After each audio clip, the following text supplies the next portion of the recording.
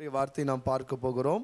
மத்தேயு எழுதின சுவிசேஷம் 9ஆம் அதிகாரத்தை நாம் திருப்பிக் கொள்ளலாம். அவர் என்ன செய்தார், நாம் என்ன செய்ய வேண்டும் என்று விரும்புகிறார். மத்தேயு 9ஆம் அதிகாரம் 35வது வசனமும் லூக்கா 8ஆம் அதிகாரம் 1வது வசனத்தை வாசிக்கலாம். பின்பு இயேசு சகல பட்டணங்களையும் கிராமங்களையும் சுற்றி நடந்து ஜெப ஆலயங்களில் உபதேசித்து ராஜ்யத்தின் சுவிசேஷத்தை பிரசங்கித்து ஜனங்களுக்கு உண்டாயிருந்த சகல வியாதிகளையும் சகல நோய்களும் நீக்கி அவர்களை சொஸ்தமாக்கினார். நல்ல கவனி, இந்த வேத வசனம் என்ன சொல்லுது அப்படின்னு நீங்கள் பார்த்தீங்கன்னா, ஆண்டவர் என்ன சொல்கிறாருன்னா, இயேசு கிறிஸ்து சகல பட்டணங்களையும் கிராமங்களையும் சுற்றி நடந்து 9ஆம் அதிகாரம் 35வது வசனத்தில் வாசிக்கும் பொழுது அந்த வசனம் ரொம்ப அழகாக சொல்லுது. என்ன சொல்லுதுன்னா, இயேசு என்ன பண்ணாரா, பின்பு இயேசு சகல பட்டணங்களையும் கிராமங்களையும் சுற்றி நடந்து ஜெப ஆலயத்தில் உபதேசித்து ராஜ்யத்தின் சுவிசேஷத்தை பிரசங்கித்து ஜனங்களுக்கு உண்டாயிருந்த சகல வியாதிகளையும் சகல நோய்களை நீக்கி என்ன பண்ணாரா, சொஸ்தமாக்கினார். இப்போ லூக்கா எடுத்துக்கொள்ளலாமா? லூக்கா 8ஆம் அதிகாரம் 1வது வசனம் எடுத்துக்கொள்ளலாம். லூக்கா, பின்பு அவர் பட்டணங்கள் தோறும் கிராமங்கள் தோறும் பிரயாணம் பண்ணி தேவனுடைய ராஜ்யத்துக்குரிய நற்செய்தியை கூறி பிரசங்கித்து வந்தார். 12 அவரோடு கூட இருந்தார்கள். இந்த 2 வசனத்திற்குள்ள வித்தியாசம் என்ன? முதலாவது, அப்போ மத்தேயு 9:35 பார்த்தோம். அவர் பட்டணந்தோறும் கிராமந்தோறும் சுற்றி நடந்து ராஜ்யத்தின் சுவிசேஷத்தை பிரசங்கித்து ஜனங்களுக்கு உண்டாயிருந்த வியாதி, ஜனங்களுக்கு உண்டாயிருந்த நோய்கள், ஜனங்களுக்கு உண்டாயிருந்த கட்டுகள், ஜனங்களுக்கு உண்டாயிருந்த சத்துவின் போராட்டத்தெல்லாம் என்ன பண்ணாரா, விடுதலை கொடுத்தார். ஆனால் இங்கே என்ன வாசிக்கிறோம், பின்பு அவர் பட்டணங்கள் தோறும் கிராமங்கள் தோறும் பிரயாணம் பண்ணி, அப்போ கால்நடையாகவும் போறாரு, அப்போ பிரயாணத்தின் மூலியமாக போய் பிரயாணம் பண்ணி தேவனுடைய ராஜ்யத்துக்குரிய நற்செய்தி என்ன பண்ணாராம், கூறி வந்தார் என்று வேதவசனம் சொல்லுகிறதாம். அன்றைக்கு ஆண்டவராய் இயேசு கிறிஸ்து அவர் மூலியமாய் புறப்பட்டதான அந்த நற்செய்தி தான் ஜனங்களுக்கு ஒரு விடுதலை கொடுத்தது. அவர் மூலியமாய் சொல்லப்பட்ட அந்த வார்த்தை தான் ஜனங்களுக்கு சமாதானத்தின் வாழ்க்கையை கொடுத்ததா. அவர் மூலியமாய் சொல்லப்பட்ட அந்த வார்த்தை தான் ஜனங்களுக்கு நித்தியத்தை கொடுத்ததா. அவர் மூலியமாய் சொல்லப்பட்ட அந்த வார்த்தை தான் ஜனங்களுக்கு வெளிச்சத்தை கொடுத்ததா. அவர் மூலியமாய் சொல்லப்பட்ட அந்த வார்த்தை தான் ஜனங்களுக்கு பாவ மன்னிப்பை கொடுக்கப்பட்டதா.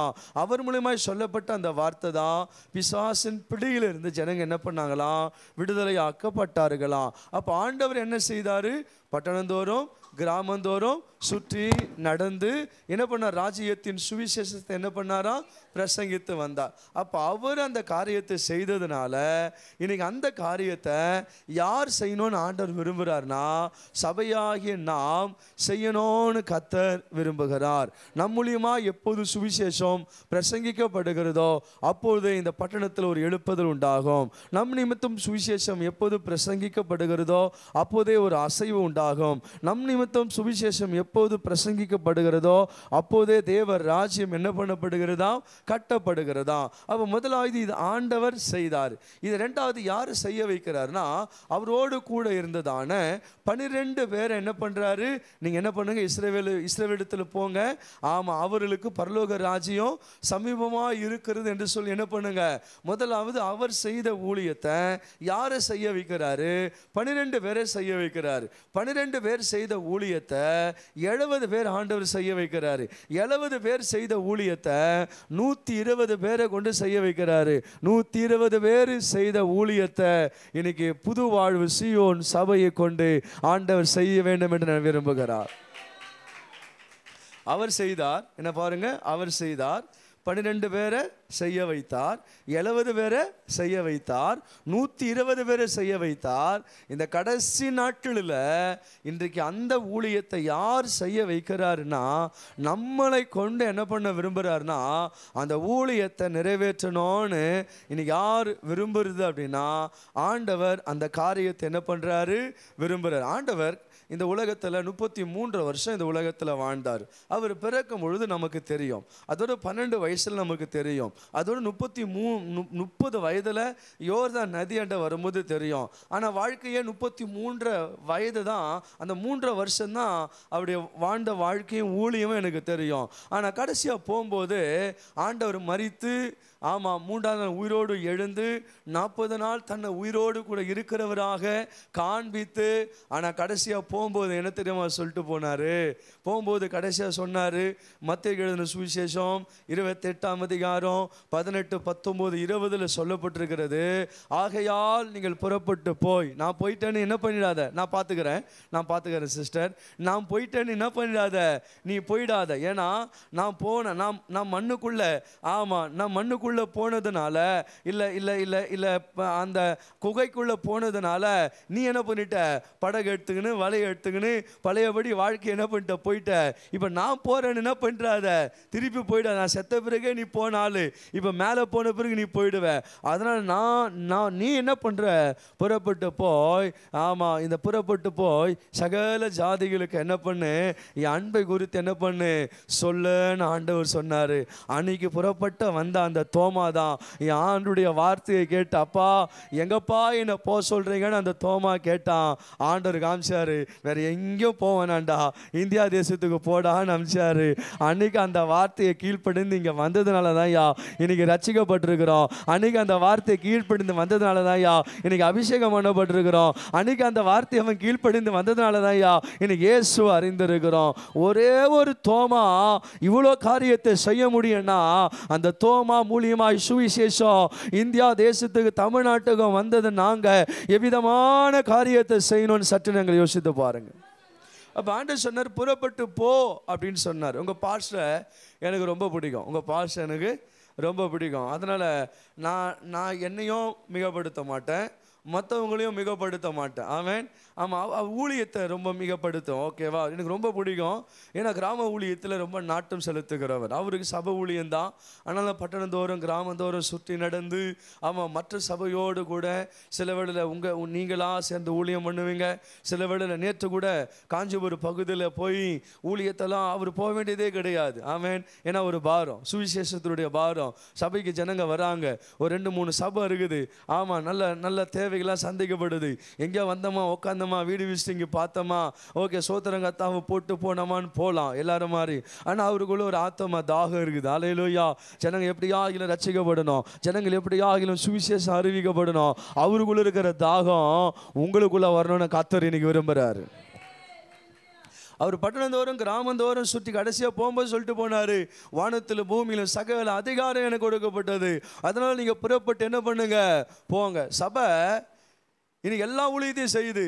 ஆனால் சபை செய்யாத ஒரு ஊழியம் எதுனா, நான் எல்லா சபையை பற்றி பேசலை, தப்பாக புரிஞ்சிடக்கூடாது, லைவ்ல இருக்குதான்னு தெரில. ஓகேவா? இன்னைக்கு எல்லா சபையை பற்றி நான் பேசலை. இன்னைக்கு சபை எல்லா ஊழியத்தையும் செய்யுது. ஆனால் சபை எல்லா ஊழியத்தையும் செய்யுது. ஆனால் பிரதானமான ஊழியத்தை சபை என்ன பண்ணல, செய்யலை. அது பிரதானமான ஊழியம்தான் இன்னைக்கு சுவிசேஷம் ஊழியம். அல்லேலூயா. எல்லாம் வாயை திறந்தா எழுப்புதல் தான். அங்கே பார்த்தா எழுப்புதல், இங்கே பார்த்தா எழுப்புதல்.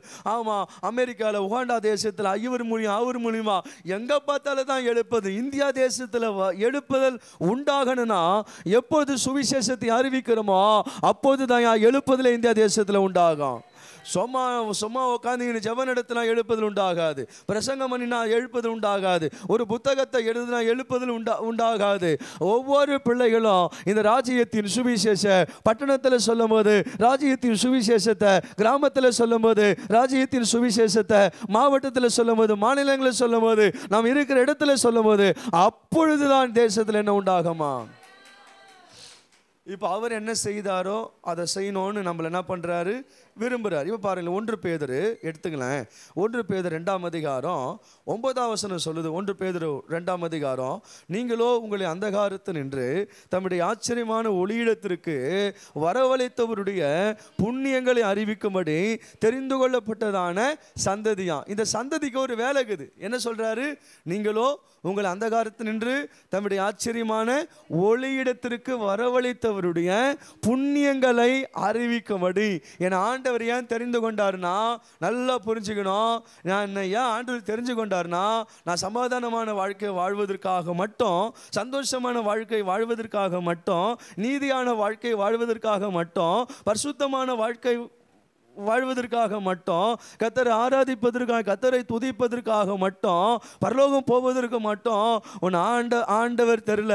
நீங்களோ உங்களை அந்த காலத்தின் தம்முடைய ஆச்சரியமான ஒளிக்கு உன்னை வரவழைத்தார்ல, ஒளி இருளிலே வாழ்ந்த உன்னை ஒளிக்கு வர வைத்தார்ல, அக்கிரமத்தில் வாழ்ந்த உன்னை ஒளிக்கு வர வைத்தார்ல, அசுத்தத்தில் வாழ்ந்த உன்னை ஒளிக்கு வரவழைத்தார்ல, கீழ்ப்படியாமல் வாழ்ந்த உன்னை ஒளிக்கு வர வைத்தார்ல, மூட நம்பிக்கையில் வாழ்ந்த உன்னை ஒளிக்கு வர வைத்தார்ல, சத்துருவின் அடிமையில மாம்சமோ மன விருப்பமோ செய்த என்ன ஒளிக்கு வரவழைத்தவருடைய புண்ணியங்களை அறிவிக்கபடி தெரிந்து கொள்ளப்பட்டவர் தான்.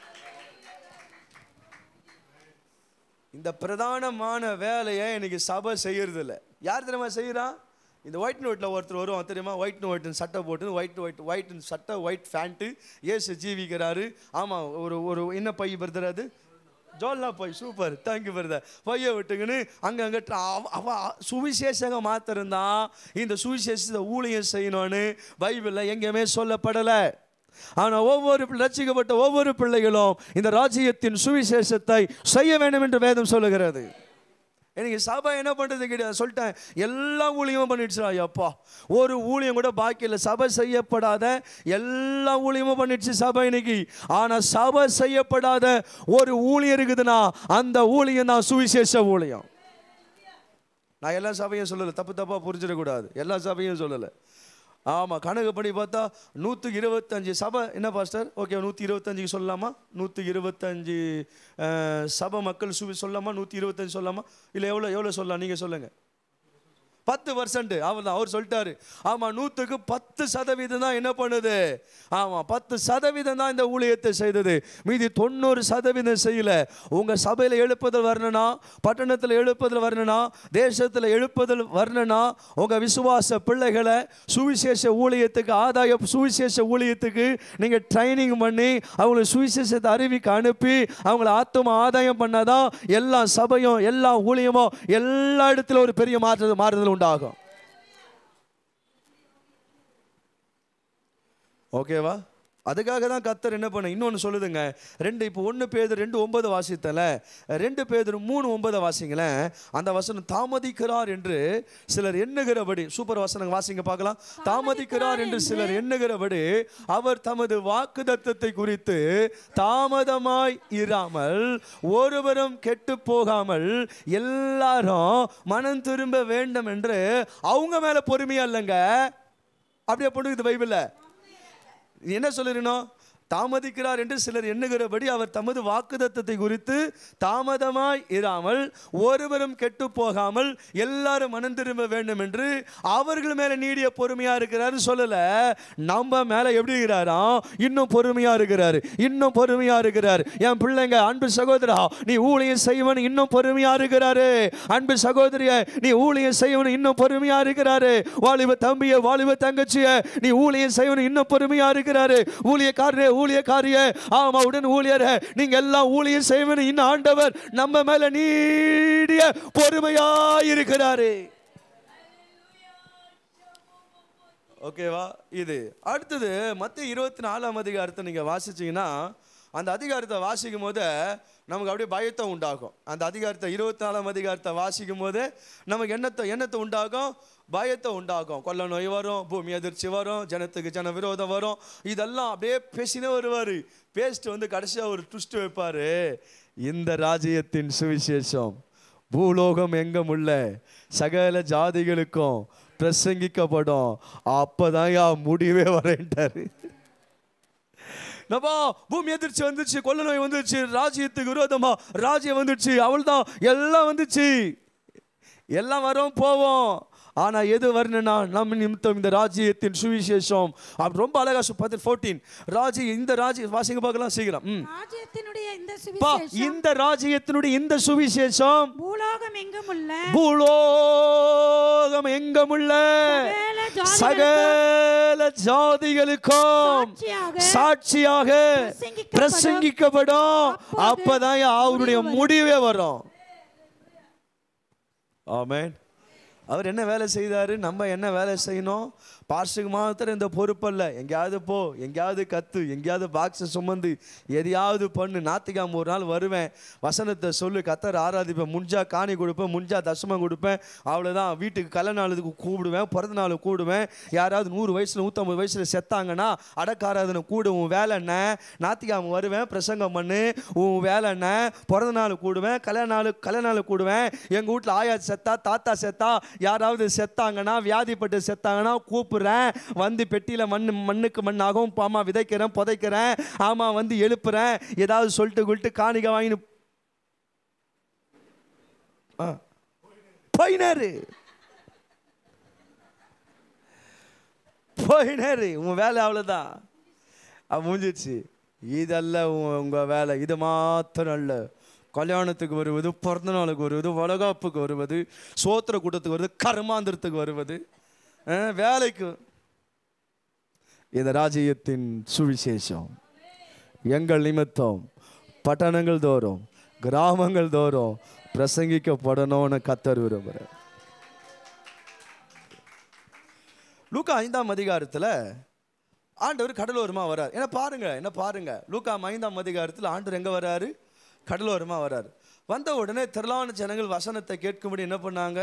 அவ்விடத்தில் நெருங்கிட்டாங்க. அப்போது வந்த ஜனங்களுக்கு ஆண்டவர் பிரசங்கம் பண்ணுவதற்காக அந்த கடலோரத்தில் இருந்த 2 படகு இயேசு கிறிஸ்து என்ன பண்ணுறாரு? பார்த்தாரு. அதில் ஒரு படகு யாருது? சீமோன் பேதுருடையது. இன்னொரு படகு அவருடைய கூட்டாளிகள் என்று எழுதப்பட்டிருக்கிறது. ஆண்டவர் அந்த படகுல உட்காந்து வந்த ஜனங்களுக்கு என்ன பண்ணாரு?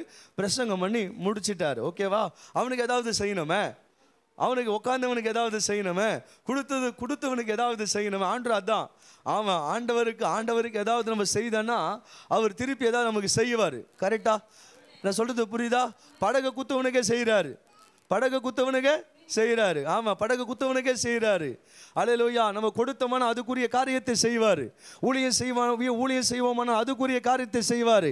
என்னென்னா நீங்கள் விதைக்கிற அதுக்குரிய காரியத்தை கர்த்தர் செய்வார். இப்போ அவனை பார்த்து சொல்கிறாரு, படகை ஆழத்தில் கொண்டு போய் மீன் பிடிக்க வேண்டிய வலைய போடுது. இப்போ அவன் சொன்னான், ஆண்டு ராமுர்தம் பிரயாசப்பட்டேன், ஆனால் ஒன்றுமே ஆகப்படலை. ஆயினும் நீங்கள் சொல்கிறீங்கன்னு நான் என்ன பண்ணுறேன்? வலையை போடுறேன்னு வலையை போட்டான். இப்போ பைபிள் என்ன சொல்லுதுன்னா, வலையை போட்ட பிறகு வலை கிழியத்தக்கதாக, வலை கிழியல, இன்னும் கொஞ்சம் விட்டுருந்தா வலை கிழிஞ்சிட்டு இருக்கும். அவன் வலிக்கலைன்னா வலை என்ன பண்ணிருக்கோம்? வலை கிழியத்தக்கதாக மிகுதியான மீன்களையும் 2 படகு அமுத்தக்கதாக மீன் என்ன பண்ணிட்டான்? நிரப்பிட்டான். இவனுக்கு என்ன வந்துச்சு? பிரமிப்பு வந்துச்சு. அடா, 1 மாதம் தேவையை கர்த்தர் சந்தித்து விட்டார். இனி 1 மாதம் வலை எடுக்க வேண்டியதில்லை, 1 மாதம் படகு எடுக்க வேண்டியதில்லை, 1 மாதம் இரவில் டிராவல் பண்ண வேண்டியதில்லை. இனி ஒரு மாதம் முழுவதும் ராஜா வாழ்க்கை. ஆமா, 2 படகு அவ்வளவுதான் முடிவு பண்ண. அவன் பார்த்துனே இருக்கிறான், பாவின்னு சொல்றான். இப்போ கர்த்தருடைய வார்த்தை வருது. பிரமிக்கும் போது 2 படகு மீனை பார்த்த போது, வலையை கிளிர்த்த பார்க்கும்போது இப்போ வருது கர்த்தருடைய வார்த்தை. அவன் நினைச்சே பார்த்துருக்க மாட்டான். பேதுருவே, நீ மீன் பிடிக்கிறவனாய் இருந்த உன்னை மனுஷனை பிடிக்கிறவனாய் மாற்றுவேன்னு சொன்னாரு பாருங்க. அந்த படகையும் வலையும் அங்கேயே விட்டு அப்படியே போனான் அவன். கரெக்டா? பேதுரு, ஏப்பா 1 வாரம் டைம் கொடுப்பா, 1 நாள் டைம் கொடுப்பா, வித்துட்டு வரேன்பா, அப்புறம் வித்துட்டு வரேன், அப்புறம் ஏலம் விட்டு வரேன், இல்லை இன்னொருத்தர் சமிட். பேதுருவே, நீ மனிதனை பிடிக்கிறவனாய் மீன் பிடிக்கிறவனாய் இருந்தா உன்னை மனிதனை பிடிக்கிறவனாய் மாற்றுவேன் என்று சொன்னபோது அந்த அழைப்புக்கு எப்போது செவி கொடுத்தானோ, அந்த அழைப்புக்கு எப்போது கீழ்ப்படிந்தானோ, அந்த அழைப்பை எப்போது நம்பி வந்தானோ, அதுதானையா ஒரே பிரசங்கத்தில் 3000 பேரும், அடுத்த பிரசங்கத்தில் 5000 பேரும், அதுக்கு அடுத்த பிரசங்கில் எனக்காத மக்கள் சபையில் சேர்க்கப்படுவதற்கு காரணம் தெரியுமா? அவனை கொண்டு மனிதனை பிடிப்பேன் சொன்னதை கர்த்தர் செய்த முடிச்சிட்டார். இன்னைக்கு உங்களுக்கு சொல்றாரு, உன்னை எதுக்கு பிடிச்சேன் தெரியுமா? அன்பு சகோதரா, உன்னை எதுக்கு பிடிச்சேன் தெரியுமா? சமாதானத்துக்காக மாத்திரம், சந்தோஷத்துக்காக மாத்திரம், ஆசீர்வாதத்துக்காக மாத்திரம், விடுதலைக்காக மாத்திரம், நன்மைக்காக, கல்யாணத்துக்காக, பிள்ளை பாக்கியத்துக்காக, வேலைக்காக, வருமானத்துக்காக, கன்ஃபார்முக்காக, இதுக்காக அல்ல. மனிதனை பிடிக்க முடியாய் உன்னை நான் தெரிந்து கொண்டிருக்கிறேன். அன்பு சகோதரா, மனிதனை உன்னை கொண்டு பிடிக்க போகிறேன். மனுஷியை உன்னை கொண்டு பிடிக்க போகிறேன். வாலிபரை உன்னை கொண்டு பிடிக்க போகிறேன். வாலிப தங்கச்சி உன்னை கொண்டு பிடிக்க போகிறேன். குடும்பங்களை உங்களை கொண்டு ஆண்ட ஆண்டவர் சபையை கொண்டு, ஊழியங்களை கொண்டு, ஊழியனை கொண்டு, ஊழியக்காரை கொண்டு, ஒவ்வொரு பிள்ளைகளை கொண்டு ஆண்டவர் உங்களை கொண்டு ஜனங்களை ஆண்டவர் பிடிக்க போகிறார். அதுக்காக தான் என் ஆண்டவர் பிடிச்சிருக்கிறார். எதுக்கு பிடிச்சிருக்கிறாரு? ஆனா இப்ப நான் எதை மறந்துட்டேன்? நான் இப்ப எதை மறந்துட்டேன்? ஜனங்களை பிடிக்கவோ, பிரயாணம் பண்ணவோ, அறிவிக்கவோ அதை மறந்துட்டேன். ஆனா இன்னைக்கு எதையோ பிடிச்சு சார்ந்து வாழ்ந்துட்டு இருக்கேன். அவர் செய்ததை நான் செய்யணும்னு அவர் விரும்புகிறார். உங்க சபையை வளர்ச்சிக்கு நேராக ரொம்ப பாஸ்டர் ரொம்ப பாரத்தோடு பேசினார். ஆமென். நான் ஆரம்ப நாட்களில் வந்திருக்கிறேன். 15 வருஷத்துக்கு 13 வருஷத்துக்கு முன்னாலே வந்திருக்கேன். ஆனால் இப்போ வந்திருக்கிறேன். ஆனால் இன்னைக்கு அப்புறம் சபை வளர்ச்சிக்கு நேராக நடத்தப்படணும்னா நம்ம எழும்பாவிட்டால், நம்ம சொல்லாவிட்டால், நம்ம அறிவிக்காவிட்டால், நாம் புறப்படாவிட்டால் இதில் எந்த விதமான காரியம் நம்ம லைஃப்பில் நடக்கவே நடக்காது. இது வரைக்கும் புரிஞ்சுதா? இது வரைக்கும் புரிஞ்சுதான்னு கேட்டேன். ஓகே, இப்போ 3 காரியத்தை சொல்ல போகிறேன். 3 காரியத்தை என்ன பண்ண போகிறேன்? சொல்ல போகிறேன். டைரெக்டாக ஆண்டவர் 3 பேரை சந்திக்கிறாரு. ஓகேவா? இந்த 3 பேரையும் ஆண்டவர் சந்தித்து என்ன சொல்கிறாரு? சொல்ல வேணான்னு சொல்கிறார். என்ன சொல்கிறாரு? சொல்ல வேணான்னு சொல்கிறார். ஆண்டவர் சொல்ல வேணான்னு சொன்னால் என்ன பண்ணணும்? அவங்க சொல்லக்கூடாது. கரெக்டாக இதானே? நம்ம தான் எங்கள் ஐயா சொல்ல வேணான்னு சொன்னால் அப்போ தான் நம்ம சொல்லுவோம். பேசாதுன்னு அப்போ தான் பேசுவோம். ஆமாம், சீக்கிரம் வான்னா அப்போ தான் லேட்டாக வருவோம். கூட்டம் 3 நாள் கூட்டம் இருக்குதுன்னா அப்போ தான் எல்லாத்தையும் அப்போ தான் அப்பாயின்மெண்ட்டு வேலையை வச்சுருப்போம். ஓகேவா? இப்போ 3 பேர் நம்ம பற்றி பார்க்க போகிறோம். 3 சம்பவத்தை பார்க்க போகிறோம். மத்தேயு, மார்க்கு, லூக்கா. இந்த 3 புத்தகத்திலிருந்து ஒரு 3 சம்பவத்தை உங்களுக்கு முன்னால் நிறுத்தி அதுக்கப்புறம் நான் ஆண்டுடைய வார்த்தைக்குள்ளே நான் போக விரும்புகிறேன். ஓகேவா? முதல் சம்பவம் எடுத்துக்கலாமா? லூக்கா எழுதின சுவிசேஷம் மத்தேயு 9ஆம் அதிகாரம் 27 டக்குன்னு வாசிங்க பார்க்கலாம். முதல் சம்பவம். இது எப்படி கவனிக்க போகிறோம்? இங்கே பாருங்க, இந்த 3 சம்பவத்தை எப்படி கவனிக்க போகிறோம் அப்படின்னா, ஆண்டவர் சொல்கிறாரு. இங்கே பாருங்க, ஆண்டவர் சொல்கிறாரு சொல்ல வேணான்னு சொல்கிறாரு. ஆண்டவர் சொல்ல வேணான்னு சொன்னதை எதை சொல்ல வேணான்னு சொன்னார்? அவங்க எதை சொல்ல வேணான்னு சொன்னதை ஏன் சொன்னாங்கன்றத இப்போ பார்க்க போகிறோம். வாசிங்க. வாசிங்க. ஏசாவிடம் விட்டு போகையில் 2 குருடர் அவருக்கு பின்னே சென்று, தாவீதின் குமாரனே எங்களுக்கு இரங்கும் என்று கூப்பிட்டார்கள். அவர் வீட்டுக்கு வந்த பின்பு வந்தார்கள். ஏசு அவர்களை நோக்கி, இதை செய்ய வல்லமை உண்டு என்று விசுவாசிக்கிறீர்களா என்று கேட்டார். அதற்கு அவர்கள், ஆம் விசுவாசிக்கிறோம் ஆண்டவரே என்றார்கள். நல்லா கவனிங்க. ஆண்டவரிடத்தில் வரும்போது நல்லா புரிஞ்சுக்குங்க.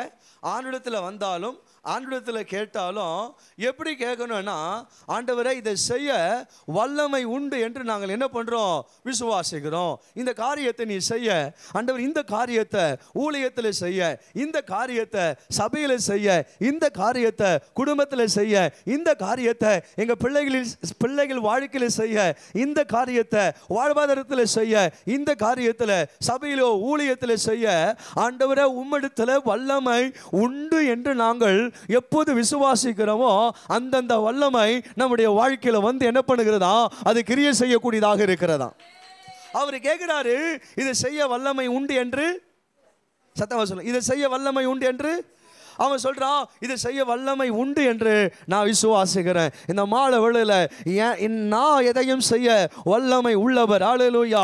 ஊழியத்தில் எதையும் செய்ய, சபையில் எதையும் செய்ய, ஊழியருடைய வாழ்க்கையில் எதையும் செய்ய, விசுவாச பிள்ளைங்க வாழ்க்கையில் எதையும் செய்ய, உங்களை கொண்டு பட்டணத்தில், உங்களை கொண்டு கிராமத்தில், உங்களை கொண்டு தேசத்தில், உங்களை கொண்டு உலக நாடுகளில், உங்களை கொண்டு எதையும் செய்ய வல்லமை என்னிடத்தில் உண்டையா. நீ விசுவாசிக்கும் போது அதை செய்யக்கூடிய வல்லமையை உனக்கு நான் கொடுக்கிறேன். பாதி பேருக்கு புரிந்து விட்டது, பாதி பேருக்கு புரியவில்லை. மறுபடியும் நான் புரிய வைக்க பிரயாசப்படுகிறேன். அல்லேலூயா. அவர் என்ன கேட்கிறாரு? இதை செய்ய வல்லமை உண்டு என்று விசுவாசிக்கிறாயா? அவன் ஆமா அப்படின்றான். அவன் ஆமான்னு சொல்லும் போதுதான் ஆண்டவர் அந்த வல்லமையை அவர்களுக்குள்ள விளங்க பண்ணுகிறார். பாஸ்டர், ஆண்டுடைய வார்த்தை தீர்க்கமாய் வருகிறது.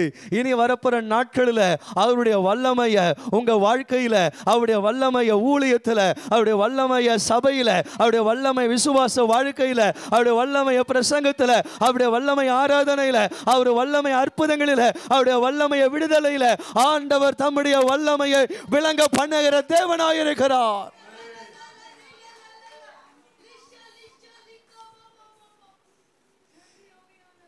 அப்பொழுது அவருடைய கண்களை அவர் தொட்டு, உங்கள் விசுவாசத்தின்படியே உங்களுக்கு ஆக கடவது என்றார். 30 உடனே அவருடைய கண்கள் திறக்கப்பட்டது. இதை ஒருவரும், நல்லா கவனிங்க, இதை ஒருவரும் அறியாதபடி எச்சரிக்கையாயிருந்து இயேசு அவர்களுக்கு கண்டிப்பாய் கட்டளையிட்டார். அவன் என்ன பண்ணா தெரியுமா? 8 எல்லாம் சேர்ந்து வாசிக்கலாம். அவர்களோ புறப்பட்டு அந்த தேசம் எங்கும் அவருடைய கீர்த்தியை,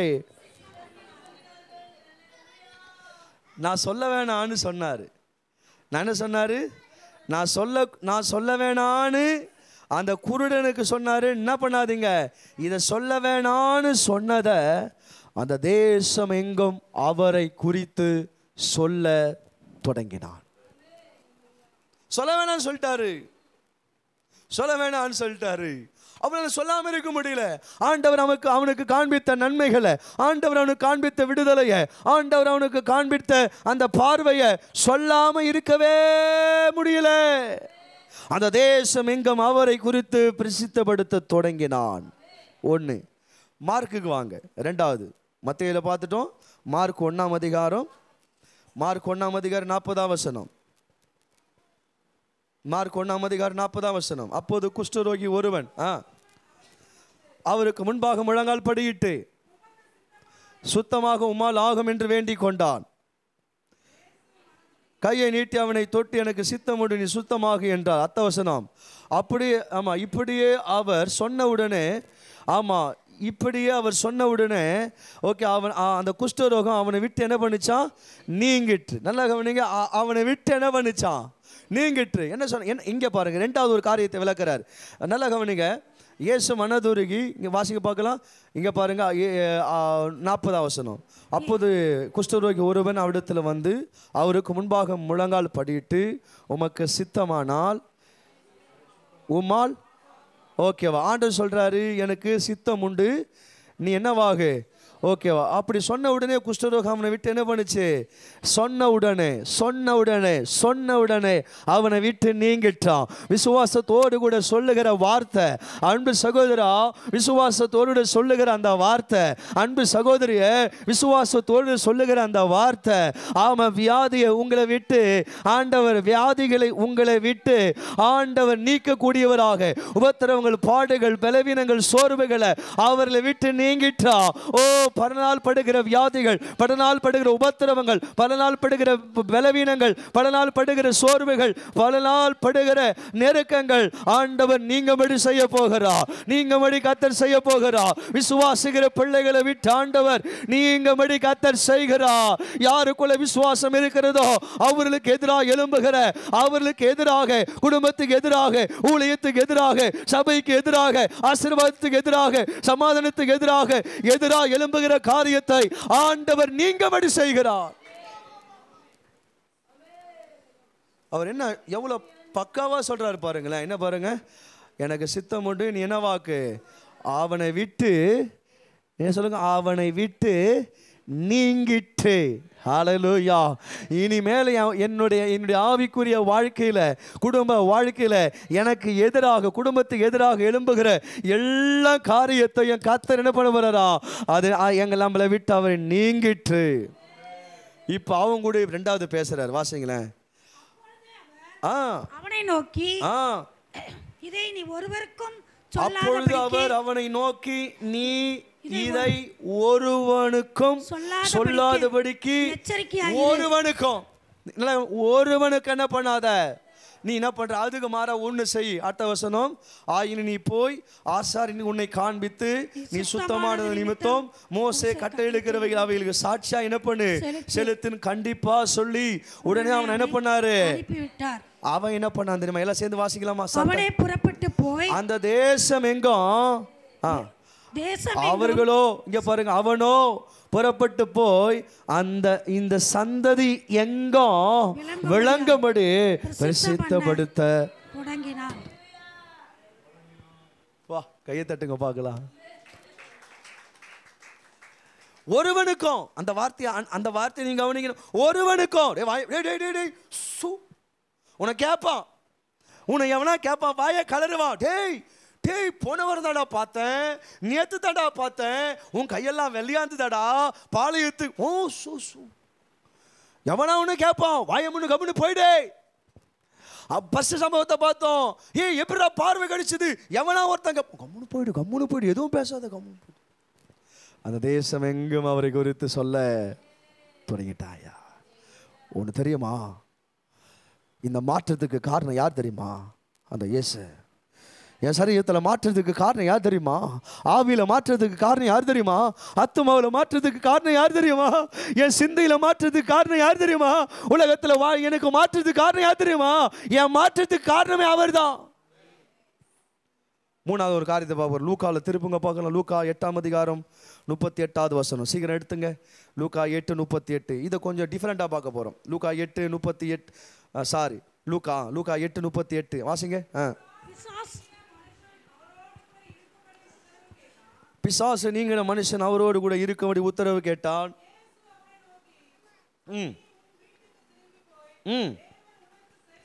நல்லா கவனிக்கணும். இந்த 2 சம்பவத்துக்கும் இந்த 3வது சம்பவத்துக்கும் டிஃப்ரெண்டாக கவனிக்கணும். என்ன சொல்ற, நீ வீட்டுக்கு திரும்பி போய் தேவனுக்கு செய்தவைகள் அறிவி என்று சொல்லி அனுப்பிவிட்டார். போய் இப்போ இவனுக்கு 2 பேருக்கு சொன்னதை காட்டிலும் இவனுக்கு கொஞ்சம் இன்னும் வித்தியாசமாக சொல்கிறார். அப்படின்னா என்ன அர்த்தம்னா, நீ எங்கே போ, மார்க்கில் இன்னும் வித்தியாசமாக சொல்லி நீ உன் வீட்டுக்கும் இனத்துக்கும் போ அப்படின்னு அங்கே சொல்லப்பட்டிருக்கிறது. ஆண்டவர் என்ன சொல்கிறாருன்னா, உன் வீட்டுக்கு போ. எங்கே போ சொல்கிறாரு, நல்லா புரிஞ்சுக்கோ. உன் வீட்டுக்கு போ, தேவன் உனக்கு செய்தவைகள் எல்லாம் உன் வீட்டில் என்ன பண்ணு சொல்லு அப்படின்னாரு. அப்படின்னு என்ன அர்த்தம்? வேற யாருக்கு என்ன பண்ணாத. எப்பா இவ்வளோ நாள் எதையுமே இப்போ குருடன் சம்பவத்தில் சொல்லலையே, குஷ்டரோகி சம்பவத்தில் சொல்லலையே, இவன் சம்பவத்தில் பர்டிகுலராக சொல்கிறாரு. ஏன்னா நீ வீட்டில் இல்லை, இவ்வளோ நாள் நீ வீட்டில் இல்லை. ஏன்னா நீ அடிமைத்தனத்தில் இருந்த, பிசாசு போராட்டத்தில் இருந்த, சங்கிலினால் கட்டப்பட்டு இருந்த, இருளிலே வாழ்ந்திருந்த, கல்லறையில் இருந்த, ஒருவனை உன்னை அடக்க முடியல, எல்லாரும் உன்னை சபிச்சாங்க, ஏளனமாக பேசினாங்க. வீட்டுக்கு போடா, தேவன் உனக்கு செய்ததை உன் வீட்டுக்கு சொல்லு. உன் மனைவி கேட்டா சொல்லு, உன் பிள்ளைங்க கேட்டா சொல்லு, கூட பிறந்த சகோதரன் சகோதரி கேட்டா சொல்லு. வீட்டுக்கு போ, தேவன் உனக்கு இறங்கினதை சொல்லுன்னு அமிச்சார். அப்படின்னா என்ன அர்த்தம்னா, மற்ற யாருக்கு என்ன பண்ணாது, இதை பற்றி சொல்ல வேணான்னு அர்த்தம். ஆனால் அவன் என்ன பண்ணான் தெரியுமா? இப்போ மறுபடியும் அந்த சிந்தையில் வாசிங்க. நோக்கி போய் வீட்டுக்கு போ, தேவனுக்கு செய்தவைகள் எல்லாம் அறிவி. அப்போதான் அனுப்பிவிட்டார்.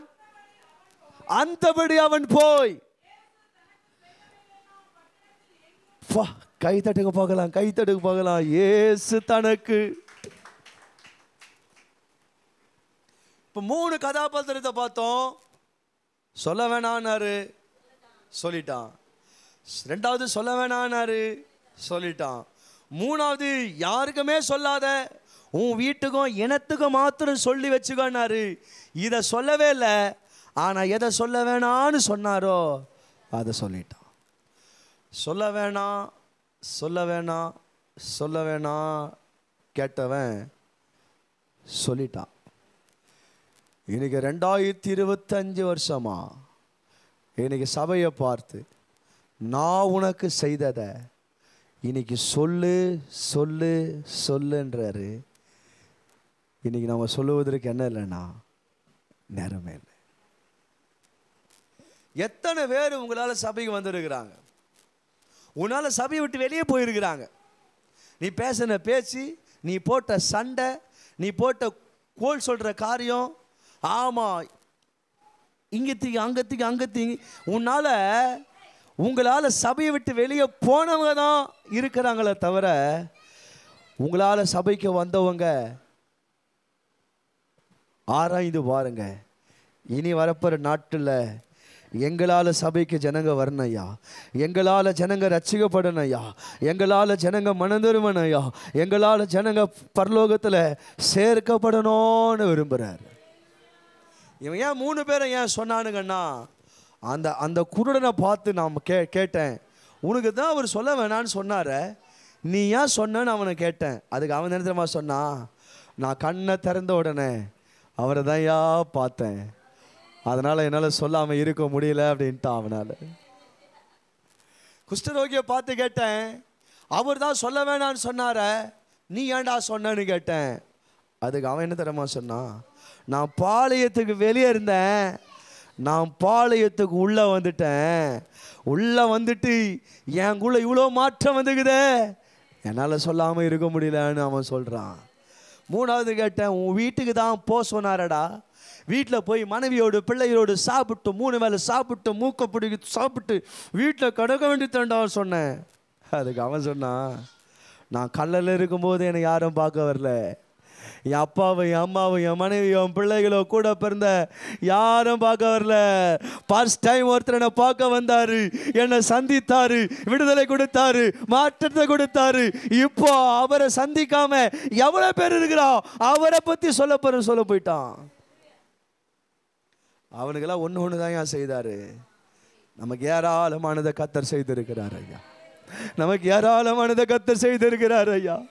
என் வாழ்க்கை ஆசீர்வதிக்கப்படுகிற அளவுக்கு, எங்க வாழ்க்கை உயர்த்தப்படுகிற அளவுக்கு, இன்னைக்கு மற்றவங்களுக்கு கொடுக்கக்கூடிய அளவுக்கு, மற்றவங்களை தாங்கக்கூடிய அளவுக்கு, ஆமா 3 வேளை நல்லா சாப்பிடக்கூடிய அளவுக்கு, படுத்தா நாளைக்கு காலையில் எழுந்திருக்கக்கூடிய அளவுக்கு கர்த்தர் நல்லா வச்சிருக்கிறார் ஐயா. விபத்துகள் எல்லாம் விலக்கி, பாவங்கள் எல்லாம் விலக்கி, சாபங்கள் எல்லாம் விலக்கி, கட்டுகள் எல்லாம் விலக்கி, நான் உனக்கு செய்ததை, நான் உனக்கு செய்த ரட்சிப்ப, நான் உனக்கு செய்த பாவம் மன்னிப்ப, நான் உனக்கு செய்த நீதிய, நான் உனக்கு செய்த பரிசுத்தத்தை சொல்லணும்னு கர்த்தர் விரும்புகிறார். சபெல்லாம் மறந்துடுச்சு. சுவிசேஷகர்கள் எல்லாம் பாஸ்டராக மாறிவிட்டார்கள், சுவிசேஷகர்கள் எல்லாம் பாஸ்டராக மாறிவிட்டார்கள், பாஸ்டர்கள் எல்லாம் சுவிசேஷகர்களாக மாறிக்கொண்டிருக்கிறார்கள். ஏன் சுவிசேஷத்தில் பாஸ்டராக மாறிவிட்டார்கள்? சபை ஊழியம் அவர்களுக்கு மேன்மையாக தெரிகிறது. பாஸ்டர் ஏன் சுவிசேஷர்களாக மாறுகிறார்கள்? சபையில் பிரசங்கம் பண்ணி அவளுக்கு போர் அடிக்குது பொழுது. அதனால எல்லாம் இன்றைக்கு சுவிசேஷர் எல்லாம் மாறிவிட்டு. கரெக்டா?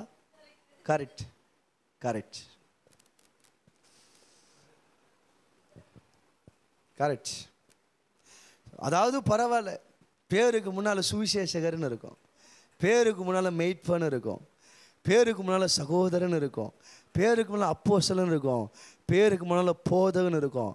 ஆனால் இப்போ பேருக்கு முன்னால் அவன் எந்த அழைப்பில் இருக்கிறான்னு நம்மளுக்கே குழப்பமாக இருக்குது, நம்மளுக்கே குழப்பமாகுது, எனக்கே குழப்பமாகுது. எப்பா அந்த பேருக்கு முன்னால இங்க பாருங்க, அந்த பேருக்கு முன்னால எது இருக்குதோ அதான் அவன் அழைப்பு. நான் சொல்றது புரியுதா இல்லையா?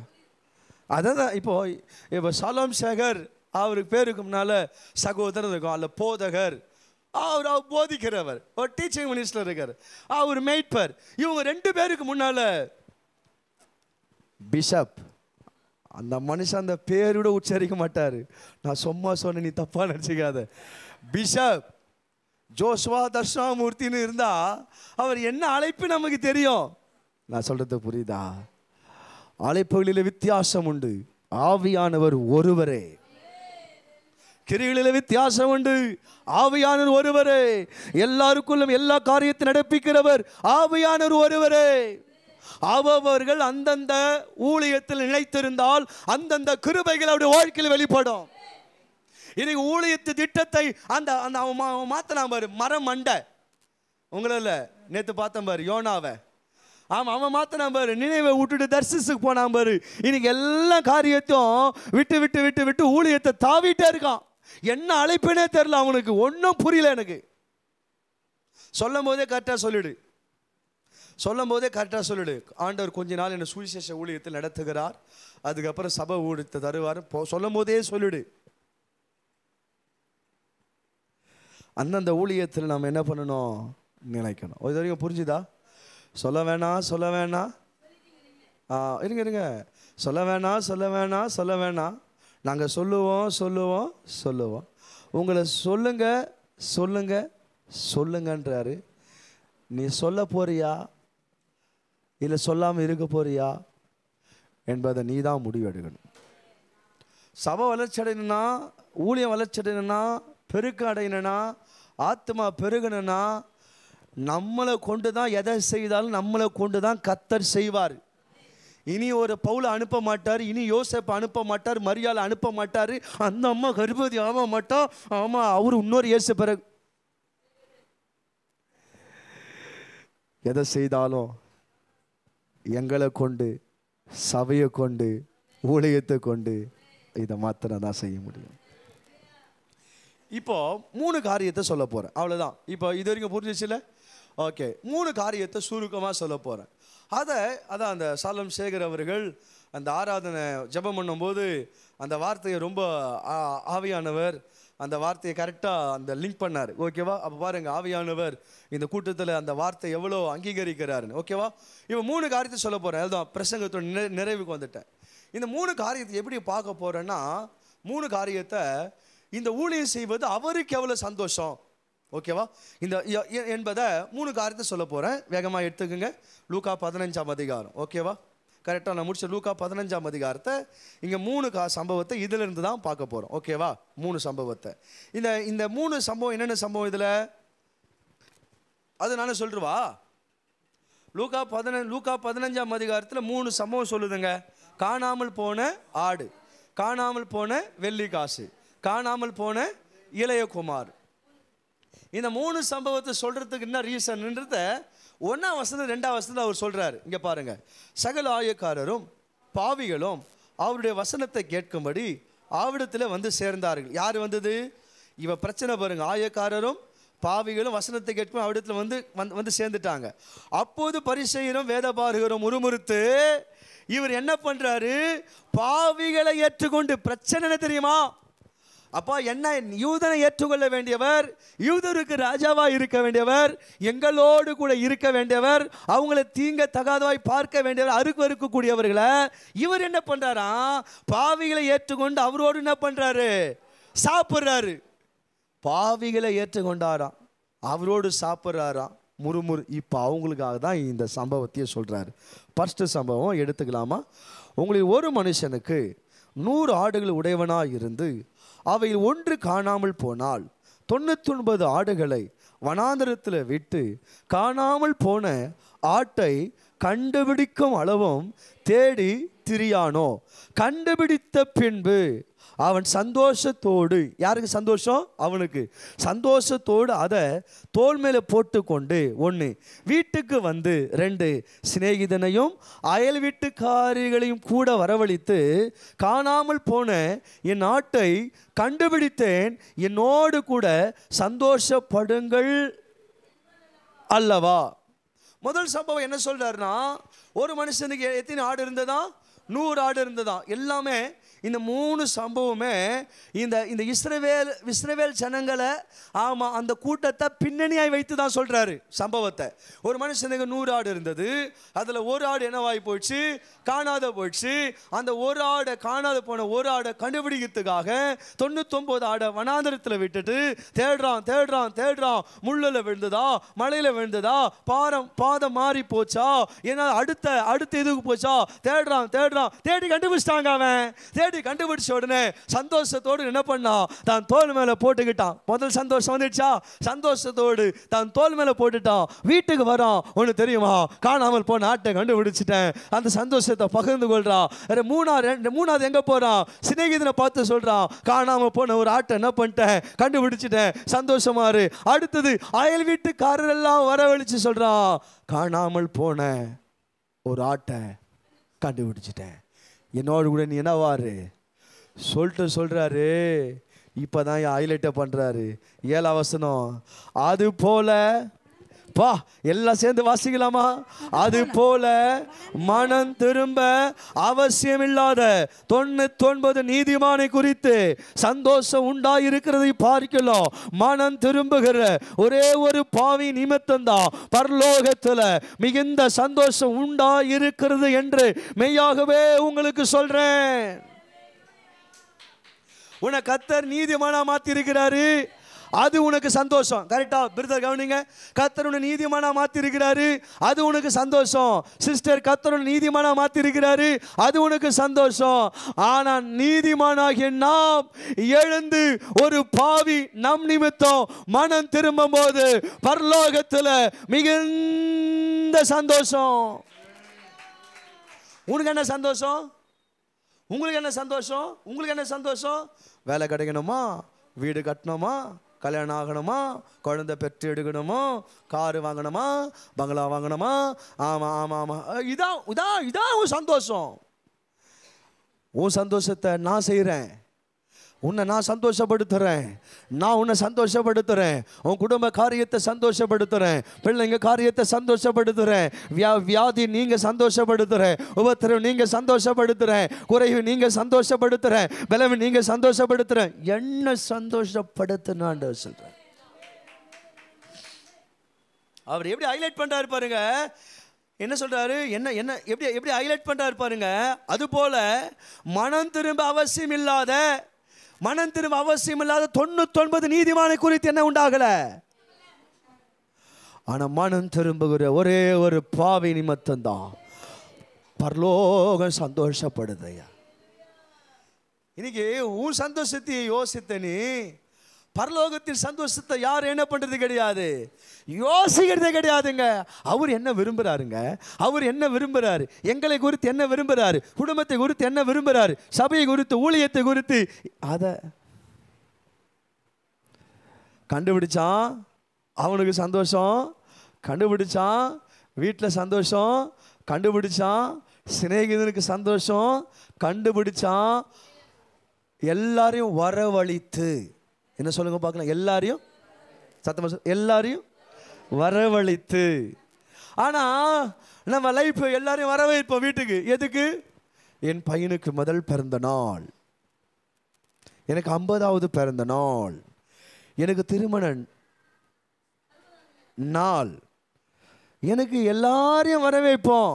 எதுக்குன்னா நம்ம வீட்டில் சோறு சாப்பிட்டு ஒரு 500 ரூபாயோ 1000 ரூபாயோ மொழி வச்சுட்டு எதுக்கு வர வைக்கிறனோ,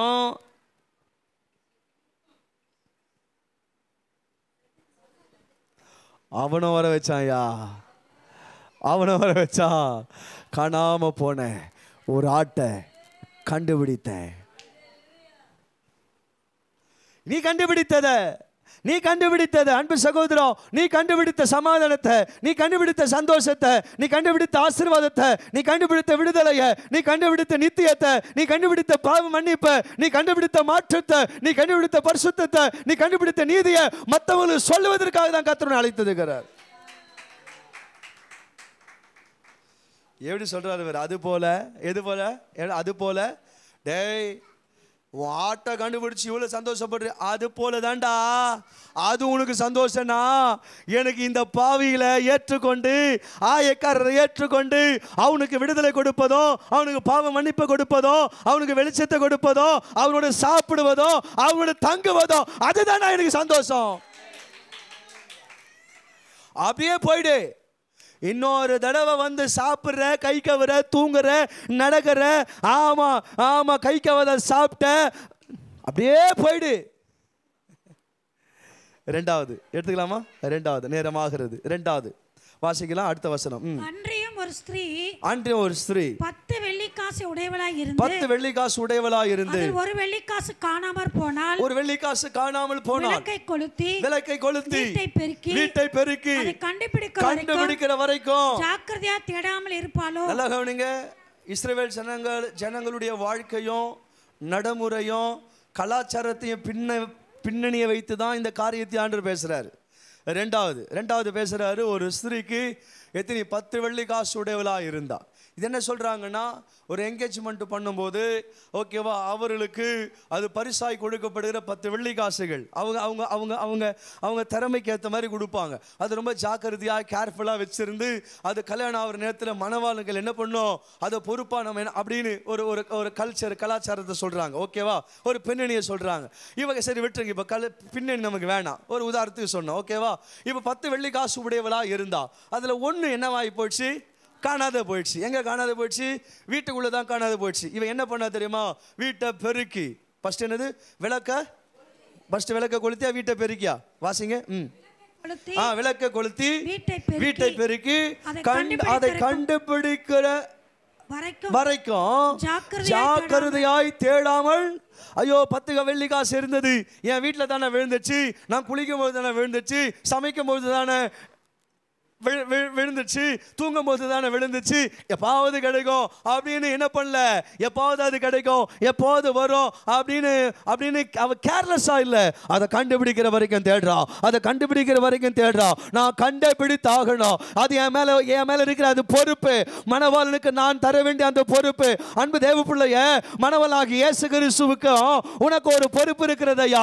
அவர் வரும்போது என்ன மணவாட்டியாக மணவாளன் என்ன மணந்து கொள்ளும் போது, அவர் என்ன கைப்பிடிக்கும் போது எனக்கு ஒரு பொறுப்பு இருக்கிறதையா. அவர் வரும்போது ஐயா அநேக ஆத்துமாக்களை அவர் கருத்தில் கொடுப்பதுதான் கர்த்தர் என தெரிந்து கொண்டிருக்கிறார். இப்போ தேடி கண்டுபிடிச்சிட்டாங்க. இப்போ அவர் என்ன நடக்குதுன்னு பாருங்க. சீக்கிரம் வாசிக்கலாம். கண்டுபிடித்த பின்பு சிநேகிதிகளையும் அயல் வீட்டுக்காரிகளையும் கூட வரவழைத்து காணாமல் போன வெள்ளி காசை கண்டுபிடித்தேன். என்னோடு கூட என் குடும்பமோ, என்னோடு கூட என் சிநேகிதியோ, என்னோடு கூட என் அயல் வீட்டுக்காரரோ சந்தோஷப்படுங்கள் என்று சொல்பவள் அல்லவா. இப்ப சொல்றாரு, நமக்கு சொல்றாரு, அது போல 7ஆம் வசனம் சொல்றாரு, அது போல 10ஆம் வசனம் சொல்றாரு, அது போல மனம் திரும்புகிற ஒரே பாவி நிமித்தம் தான் தேவனுடைய தூதருக்கு முன்பாக சந்தோஷம் உண்டாயிருக்கிறது என்று மெய்யாகவே உங்களுக்கு சொல்றேன்.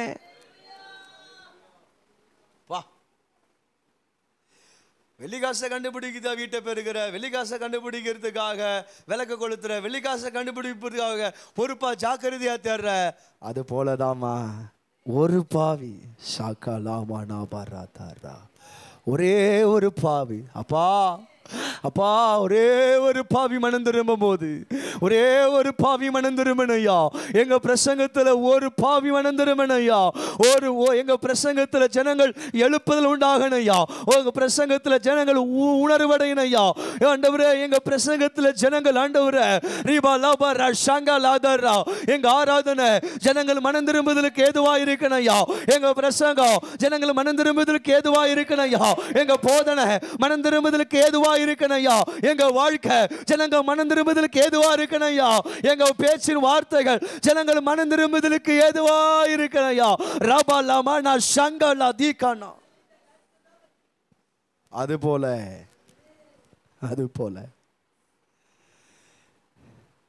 டேய், நான் சாப்பிட்டு நான் வந்து சண்டை போட்டுங்கிற, கூட இருக்கிற நான் வந்து சண்டை போட்டுங்கிற, இதாண்டா உனக்கு வேலையாடா. நான் சொல்றேன் பாருடா, உன் பின்னணியை வச்சு அவனுக்கு சொல்றேன் பாருடா, அதாண்டா எனக்கு சந்தோஷம். எஸ், கண்டுபிடித்தான், வீட்டுக்கு வந்தான், சிநேகிதனை சந்தித்தான், ஆயில் வீட்டுக்காரரை சந்தித்தான். கண்டுபிடித்தால் சிநேகிதனை சந்தித்தாய், ஆயில் வீட்டுக்காரன் கூட வர வச்சு, அக்கா நான் நினச்சே பார்க்கலக்கா, ஏய் ஜாய், நான் நினச்சே பார்க்கல ஜாய், நான் உண்மையாலுமே சொல்கிறேன், ஐயோ அது காணாத போனவனையும் என் வீட்டுக்காரர் என்ன சொல்லுவார்னு எனக்கு தெரிலக்கா. என் வீட்டுக்காரர் ஐயோ இந்த கல்யாணம் நடக்குமா நடக்காத போவோமா, எங்கள் அப்பா என்ன ஒன்றும் புரியலக்கா. நான் அப்படியே ஜாக்கிரதையா தென்னங்கா. என் மணவாளன் வரும்போது என் மணவாளனு கையில் இதை நான் காமிக்கணும் ஐயா. மனவெல்லாம் இயேசு கிறிஸ்து வர போறாரு. உன்னை கையை நீட்டின்னு போறேன், கையை அசைஞ்சின்னு போறேன். மணவாளன் வரும்போது தப்பா நான் கொடுக்குற ஒரு 10 பேரை, நான் கொடுக்குற ஒரு 5 பேரை, நான் கொடுக்குற ஒரு 3 பேரை நீ எப்போ கொடுக்குறாயோ அப்போதான் மனவாளன் ரொம்ப சந்தோஷப்படுவார். மூணாவது அடுத்த வசனம். ஓகே, வாசிங்க.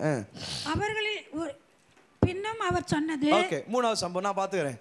ஓகேவா, மூணாவது சம்பவத்தை சொல்றாரு. இந்த சம்பவம் இன்னும் டிஃப்ரெண்டாக சொல்றாரு. ஓகேவா, காணாமல் போன ஆடு.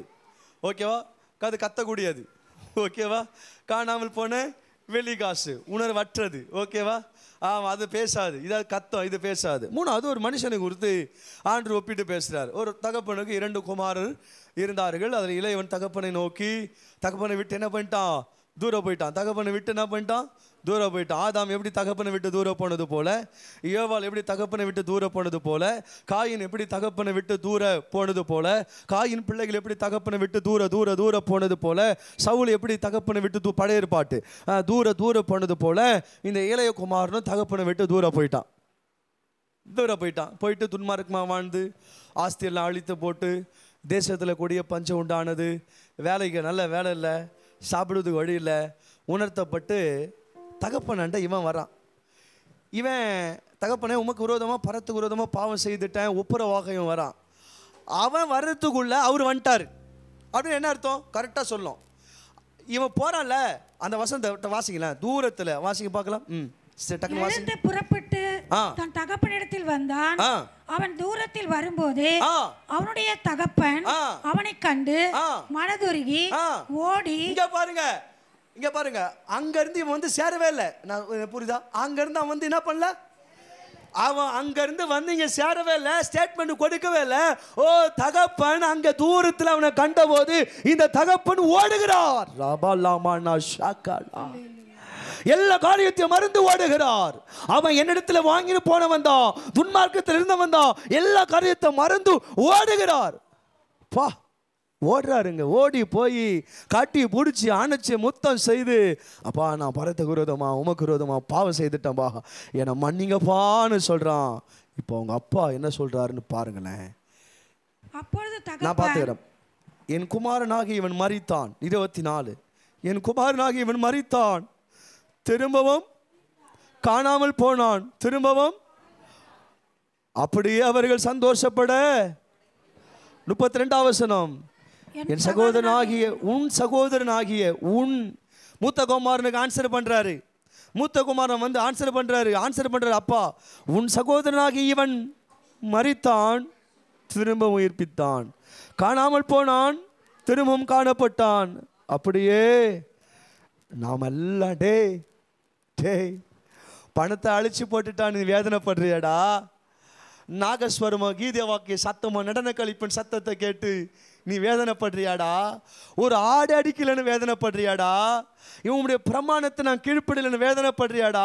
இவ்வளோ கோபப்பட்டு உள்ள வர உனக்கு மனதெல்லாம் வேதனைப்படுறியாடா. டேய், இந்த வேதனையெல்லாம் காட்டிலும் ஒரு சந்தோஷம் என்ன தெரியுமாடா? பணத்துக்கு கிடைக்காத ஒரு சந்தோஷம், அதிகாரத்துக்கு கிடைக்காத ஒரு சந்தோஷம். என் மக திரும்பவும் காணப்பட்டான, திரும்ப உயிர்ப்பிக்கப்பட்டான, அதுதான்டா உனக்கு சந்தோஷம், எனக்கு சந்தோஷம் அப்படின்றாரு. கரெக்டா? உன் சந்தோஷம் உன் என்ன சொல்ற பாருங்க.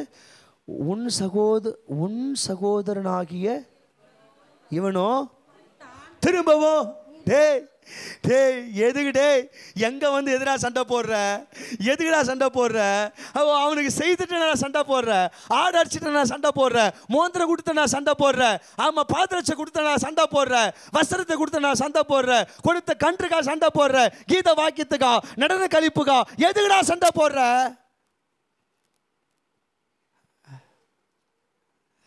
சண்டை எதுக்கு தான் போடுறேனே தெரியாம சண்டை போட்டுங்கிறேன். நான் சண்டை எதுக்கு தான் போடுறேன்னு தெரியாம, கோபம் எதுக்கு தான் படுறேன்னு தெரியாம, டென்ஷன் எதுக்கு தான் படுறேன்னு தெரியாம, எதுக்கு தான் தெரியவே மாட்டேங்குது. டேய், சந்தோஷம் எதிரா சந்தோஷம், பணத்து மேலடா சந்தோஷப்படுறனே. டேய், அவன் வந்துட்டான்டா. இன்னைக்கு ஆண்டவர் சொல்றாரு, உன் நிமித்தம் ஜனங்க உள்ள வந்துட்டா சந்தோஷம்டா. அன்பு சகோதரி, உன் நிமித்த ஜனங்க உள்ள வந்துட்டா சந்தோஷம்தான். அன்பு சகோதரா, உன் நிமித்த ஜனங்க உள்ள வந்துட்டா சந்தோஷம்தான். தேவராஜ்யத்துக்குள்ள வந்துட்டா சந்தோஷம்தான். நீதிக்குள்ள வந்துட்டா ஜனங்க சந்தோஷம்தான், சந்தோஷம்தான், சந்தோஷம்தான், சந்தோஷம்தான். அநேக சபைகள் ராபா லாமா நா ஷங்கா லாபா ரா, இன்னைக்கு அநேக சபைகள் புதிதாக வருகிறார்கள். ஆனா உள்ள இருந்து ரட்சிக்கப்பட்டவர்கள் பிசாசு வெளியே கொண்டு போகிறார். இதெல்லாம் கர்த்தர் மாற்றி அமைக்க போகிறார். இந்த பகுதியில் இருக்கிற அநேக சபைக்குள்ள ஆண்டவர் சொல்லுகிற ஒரு காரியம் என்ன தெரியுமா? புதிதாக ரட்சிக்கப்படுகிறார்கள். ஆனா ரட்சிக்கப்பட்டவர்களை பிசாசானவன் பின்மாற்றத்துக்கு நேராக கொண்டு போகிறார். இதெல்லாம் கர்த்தர் மாற்ற போகிறார்.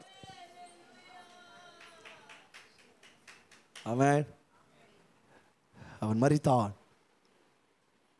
காணாமல் போனான், திரும்ப காணப்பட்டான், மரித்தான். அவன் மரித்தான். ஆண்டவன் நம்மளை உயிர்ப்பித்தது காரணமே மரித்த ஜனங்களை உயிர்ப்பிக்கும்படியாகதான், தேசத்தை உயிர்ப்பிக்கும்படியாகதான், பட்டணத்தை உயிர்ப்பிக்கும்படியாகதான், ஜனங்களை உயிர்ப்பிக்கும்படியாகதான். நான் உயிர்ப்பிக்கப்பட்டதான், பட்டணங்களும் நான் உயிர்ப்பிக்கப்பட்டதான், தேசங்களும் நான் உயிர்ப்பிக்கப்பட்டதான், கிராமங்களும் நான் உயிர்ப்பிக்கப்பட்டதான், 140 கோடி மக்களும் நான் உயிர்ப்பிக்கப்பட்டதான்.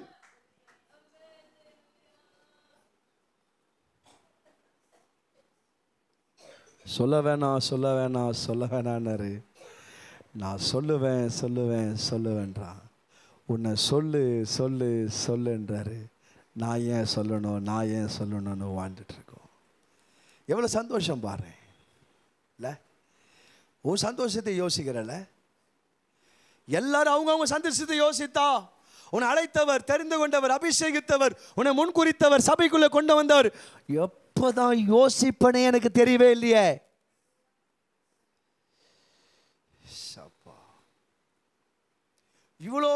இவ்வளோ காரியத்தை கேட்டு நீ ஜனங்களை உள்ள கொண்டு வர பிரயாசப்படலைன்னா நீ தான் ஜனங்களை நரகத்துக்கு தள்ளுற. அப்படியே 16ஆம் அதிகாரத்தில் எல்லாம் பைபிளை கொஞ்சம் பாருங்க. 16ஆம் அதிகாரத்தில் 2 மனிதனை குறித்து எழுதப்பட்டிருந்தது. ஒருத்தன் யாரு? லாசரு. இன்னொருத்தன் யாரு? ஐஸ்வரவான். ஓகேவா? நேற்று அந்த காரியத்தை நினைவுபடுத்தணும். ஓகேவா? மறுபடியும் நாளைக்கும் அந்த காரியத்தை நினைவுபடுத்தி பேசுவாங்க நினைக்கிறேன். ஆவியா நம்மோடு பேசுவார். ஓகேவா? 2 பேரும் மறிக்கிறாங்க. இங்கே பாருங்க 2 பேரும் என்ன பண்ணுறாங்க? மறிக்கிறாங்க. பிரதர் சிஸ்டர், எல்லாரும் ஒரு நாள் மறிக்க தான் போகிறோம். நல்லா கவனிங்க, எல்லாரும் ஒரு நாள் மறிக்க தான் போகிறோம். ஆனால் மறிக்கும் போது தேவனிடத்தில் நம்ம என்ன பண்ணணும்? இருக்கணும். ஓகேவா? லாசரு மறிச்சான், ஐஸ்வரனை மறிச்சான். ஆமாம், லாசரு அந்த வாழ்ந்த வாழ்க்கைக்கு ஆபிரகாம் மடிக்கு போனான். ஐஸ்வரவான் அந்த வாழ்ந்த வாழ்க்கைக்கு ஓகேவா வேதனையான இடத்துல போனான். தண்ணி கூட கிடைக்கல, சாப்பாடு கூட கிடைக்கல, ரொம்ப கஷ்டப்படுறான். ஆனால் அவன் சொல்கிறான், எனக்கு 5 சகோதரர்கள் உண்டு, 5 சகோதரருடைய மனைவி உண்டு, பிள்ளைகள் உண்டு, குடும்பம் உண்டு. அவன் யார் என்ன பண்ணக்கூடாது தெரியுமா? இந்த வேதனையான இடத்துல வந்துடவே கூடாது. லாசரு அனுப்புன்றான். அவங்களுக்கு சொல்கிறதுக்கு தான்பா புது வாழ்வு சீயோன் சபையை வச்சிருக்கிறேன். அந்த வேதனையான இடத்திற்கு, அந்த நரகத்திற்கு, அந்த அந்த அந்த அந்த அந்த அந்த அந்த அந்த அந்த அந்த அந்த சாவு வராத இடத்திற்கு சொல்றதுக்கு தான்பா ஆட்களை வச்சிருக்கிறேன்னு ஆண்டவர் சொன்னார். சுவிசேஷத்தை ஜனங்க அறிவியாம போனா நம்ம தான் ஜனங்களை நரகத்தில் தள்ளுறோம். உன் வெளிச்சத்திற்கு ஜனங்களும் உதிக்கிற ஒளியிடத்திற்கு ராஜாக்கள் நடந்து வருவார். என்ன பண்ண போறோம்? என்னதான் பண்ண போறோம்? என்ன பண்ண போறோம்? கண்களை மூடலாமா? அப்படியே எழுந்து நிற்போமா? ஷாபா லாபார். அப்படியே எழுந்து நிற்போமா? எல்லாரும் கண்களை மூடி அப்படியே எழுந்து நிற்போமா? அருமையான சகோதரி பிரிஸ்கில்லா அவர்கள் வந்து ஒரு 5 நிமிடம் நம்மளை ஜபத்துக்குள்ளாக நடத்துவாங்க. ஒரு 5-6 நிமிடம் ஜபத்துக்குள்ளாட. எல்லா கண்களை மூடலாமா? எல்லாரும் கண்களை மூடலாமா? கண்களை மூடலாமா? ஹல்லேலூயா, ஹல்லேலூயா. எல்லாரும் கண்ணை மூடி ஒரு அர்ப்பணிப்புக்குள்ளாக நம்ம நடத்த போறாங்க. ஓகேவா? எல்லா நேரத்தை பார்க்க வேண்டாம். ஹல்லேலூயா, ஹல்லேலூயா. Praise the Lord. Hallelujah. எல்லாரும் ஒரு விசை கரங்களை உயர்த்தி ஹalleluya. பரலோக ராஜ்யத்துக்கு போய் நாம் சுவிசேஷத்தை சொல்ல முடியாது. ஒரே ஒரு வாழ்க்கைங்க, ஒரே ஒரு வாழ்க்கை. ஹalleluya. அது கர்த்தருக்காக வாழும் படிக்கு கர்த்தர் நம்மை தெரிந்து கொண்டிருக்கிறார். எத்தனை பேர் அதை நம்புறீங்க? கர்த்தர் உங்களையும் என்னையும் தான் நம்பி இருக்கிறார். ஹalleluya. ஒரு தூதனை அனுப்பி ஒரே நிமிடத்தில் எல்லா காரியத்தையும் செய்ய முடியும் கர்த்தரால். ஆனால் கர்த்தர் உங்களையும் என்னையும் நம்பி இருக்கிறார். ஹalleluya. இந்த ஊழியத்தை செய்யும் படிக்கு ஹalleluya, ராஜ்யத்தினுடைய சுவிசேஷத்தை சொல்லும் படிக்கு எத்தனையோ காரியங்களை குறித்து நம்ம பேசுகிறோம். ஹalleluya. எத்தனையோ காரியங்களை குறித்து நம்ம அட்வர்டைஸ்மெண்ட் எல்லா காரியத்தை குறித்து சொல்லி கொண்டிருக்கிறோம். ஆனா இயேசுவை சொல்லுவதற்கு ஹalleluya இந்த இரவு வேளையில ஒவ்வொருவரும் அர்ப்பணிப்போம். ஹalleluya. ஆமென். ஸ்தோத்திரிக்கிறோம். Thank you Jesus. தேவனே வந்து நம்மை நடத்திடுவார், தேவையறிந்து பயன்படுத்திடுவார். தேவனே வந்து நம்மை நடத்திடுவார், தேவையறிந்து பயன்படுத்திடுவார். பொன்னான இயேசுவை புதிய நேசரை கொண்டு செல்வோம் பூலோகமெங்கும். அவர் ஒற்றை வழி என்று கூறுவோம்.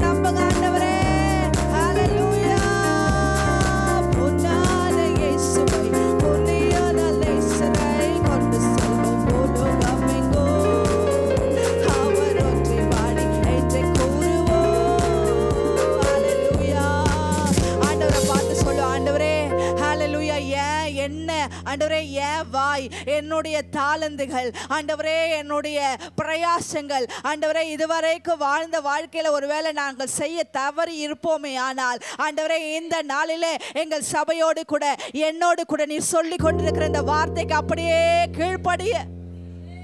Thank you Jesus. I am available Lord. நான் இருக்கிற ஆண்டவரே, நான் சொல்லுவேன்ப்பா, உங்க நாமத்தை நான் பிரசித்தப்படுத்துவேன் ஆண்டவரே. உங்க நாமத்தை சொல்லாம நான் வேற காரியத்தை நான் செய்ய மாட்டேன். ஓ சந்தரதலமா, தேவனே வந்து நம்மை நடத்திடுவார்,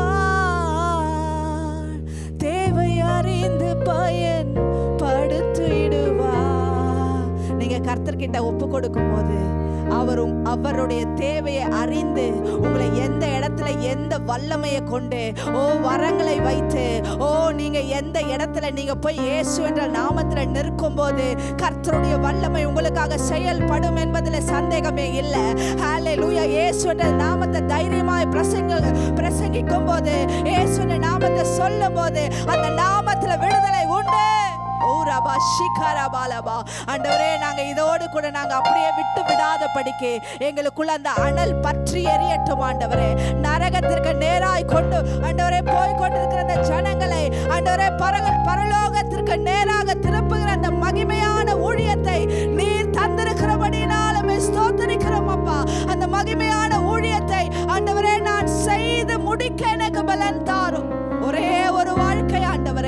இந்த வாழ்க்கையில ஆண்டவரே நாங்கள் சுகபோகமாய் வாழுகிறதை குறித்து நினைத்து கொண்டிராதபடிக்கு உம்முடைய ராஜ்யத்திற்காக நாங்கள் ஓட எங்களுக்கு பலன் தாரும். குடும்பமாய் ஓட பலன் தாரும். தனியாய் ஓட பலன் தாரும். அந்த ஆத்ம பாரம் எங்களை பற்றி பிடிப்பதாக ராஜா. ஓ ரபா சகரபலதலபா. கர்த்தருடைய ஆவியானவர், கர்த்தருடைய ஆவியானவர் என் மேல் இருக்கிறார். சுவிசேஷத்தை நான் பிரசங்கிப்பேன். உரமா சகத்தரலபலபா. ஓ ஹalleluya. உங்களுக்குள்ள இருக்கிற அபிஷேகம் சாதாரண அபிஷேகம் இல்லைங்க. உங்களுக்குள்ள இருக்கிற அபிஷேகம் வல்லமையான அபிஷேகம். நீங்கள் நடந்து போகும்போது அந்தகார கிரியைகள் நிர்மூலமாக்கப்படும். ஓ ரபா ஷிகரபலபா. ஆண்டவரே நீர் எடுத்து பயன்படுத்துங்கப்பா. நீங்க எடுத்து பயன்படுத்துங்க ஆண்டவரே. உங்க கரங்களில் எங்களை அர்ப்பணிக்கிறோம் அப்பா. Thank you Jesus. எல்லாரும் கரங்களை தட்டி கர்த்தருடைய நாமத்தை மகிமைப்படுத்துங்க. ஹalleluya. அப்படியே ஒரு பாடலை பாடும்போது நாம் கர்த்தருக்கு